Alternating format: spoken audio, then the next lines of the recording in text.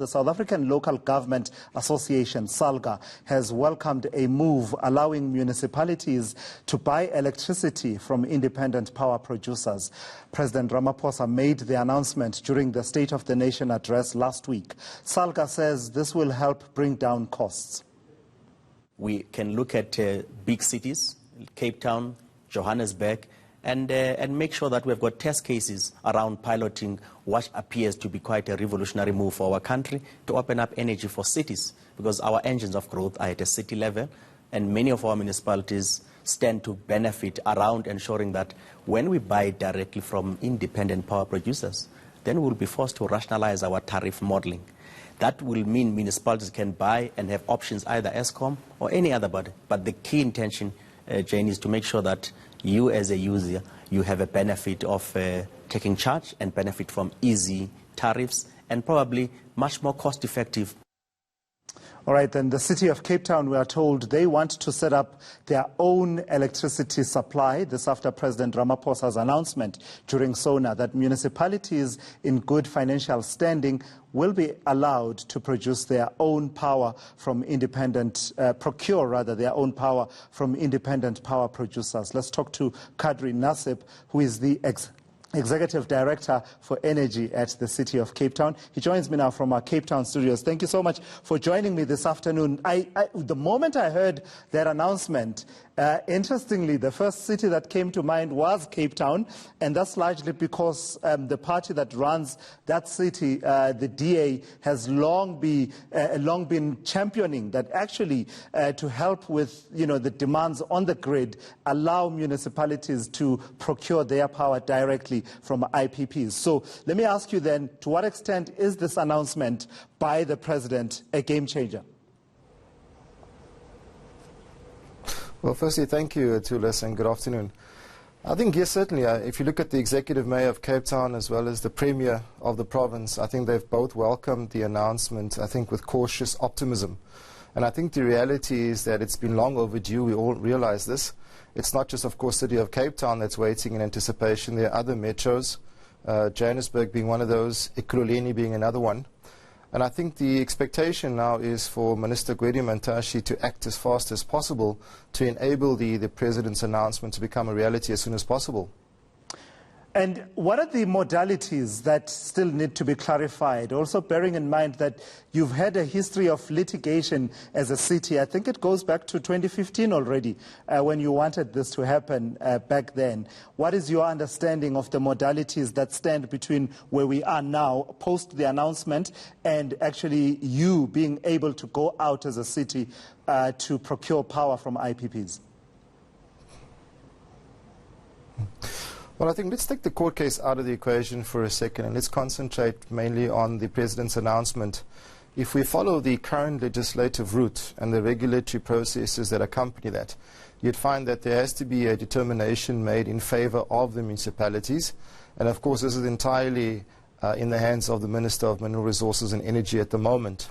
You mentioned the litigation route, and yes, it's a reality at this stage. And since 2015, in fact, the city has been petitioning the Minister of formerly Energy and now Mineral Resources and Energy to enable municipalities to become more self-reliant in this respect. So the litigation route has got its merit, and we can talk about that. But I think for now, we have to wait for the gazetting of a determination which really opens the way for a public procurement process to take place. So what are the immediate... Of course, there are other issues which we need to discuss, for example, the tariff structures.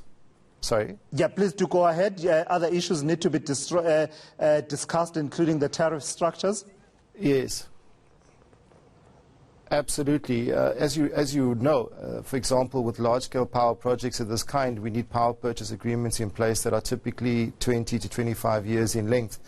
The current municipal legislative processes don't allow for anything longer than 3 years unless you get a special dispensation from National Treasury, and that's called a Section 33 process.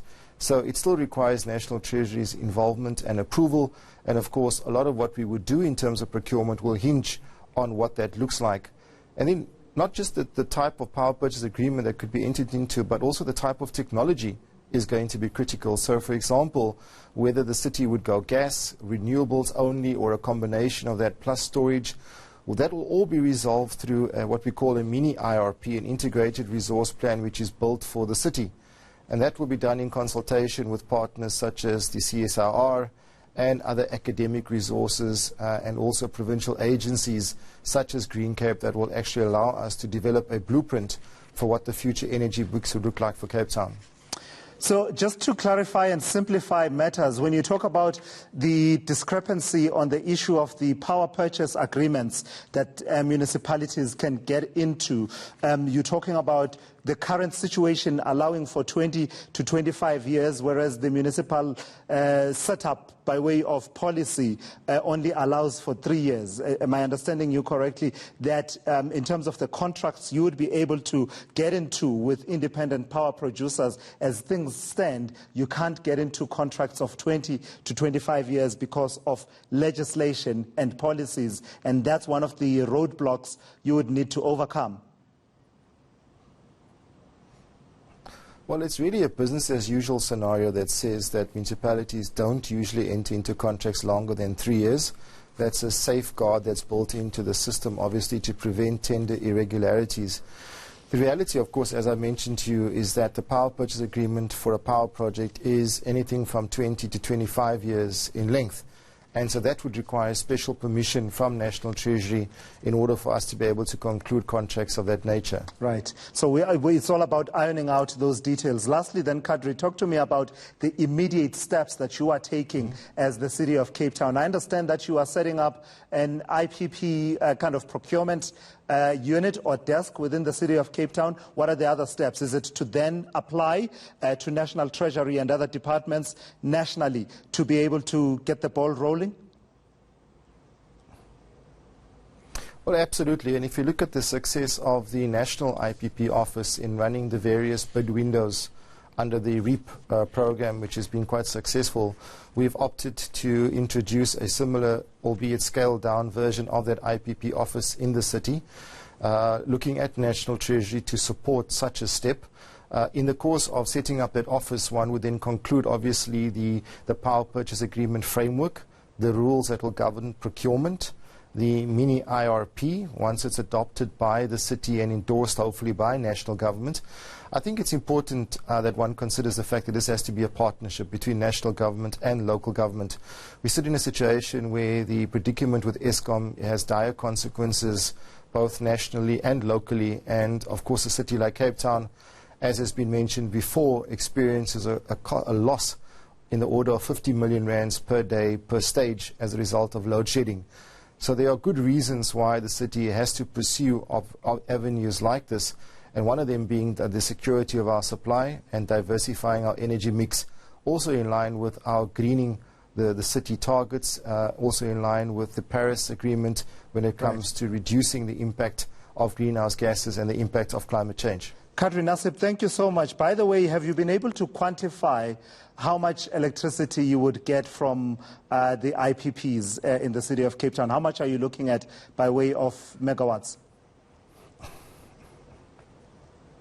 Well, if you consider the integrated development plan for the city, and that's really also our blueprint in as far as the commitment that is made by the city to its consumers, then we're predicting anything from 300 to 400 megawatts of power that will be procured through the first phase.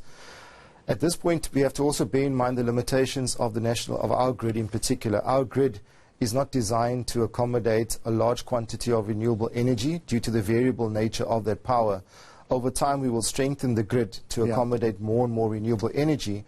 But as a first pass, we would be looking at anything from 300 to 400 megawatts of renewable energy, and then, of course, supported by power bulk purchase from Eskom. And I think that will assist Eskom in also being able to plan its own energy availability going forward. Right. Kadri Nassib, thank you so much. That's the Executive Director for Energy at the City of Cape Town, talking to us there about what the city is doing in following through on the announcement made by President Cyril Ramaphosa that cities that are financially stable and capable will be allowed to purchase electricity and energy directly from independent power producers.